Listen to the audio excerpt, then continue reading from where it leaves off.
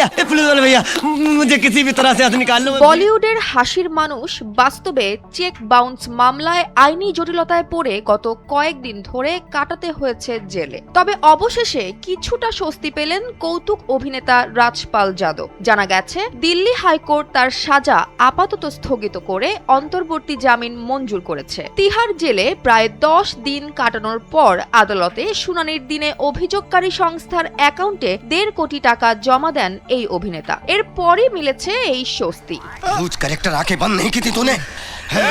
এই ঘটনার সূত্রপাত হয় অনেক আগে।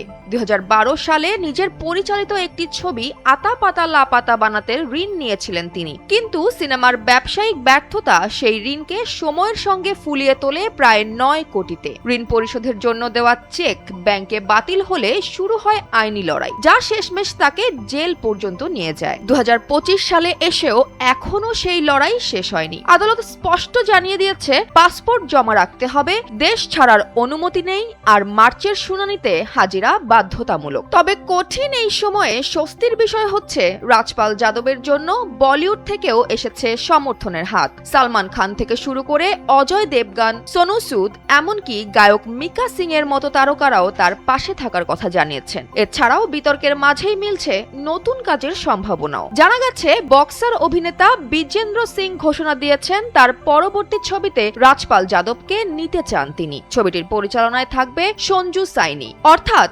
একদিকে আদালতের লড়াই, তবু অন্যদিকে ক্যারিয়ার থামছে না। যেখানে তারকাদের জীবনে এমন ঘটনা ঘটলে তাদের ক্যারিয়ার ভেঙে পড়ে নিমিষেই, সেখানে রাজপাল যাদব যেন প্রতিষ্ঠিত করছেন অন্যরকম এক দৃষ্টান্ত। হাসির অভিনেতার জীবন এখন যেন বাস্তব এক নাটক, যেখানে পর্দার গল্প নয় বরং নিজের জীবনই হয়ে উঠেছে স্ক্রিপ্ট। জয়া হাসান, NPB।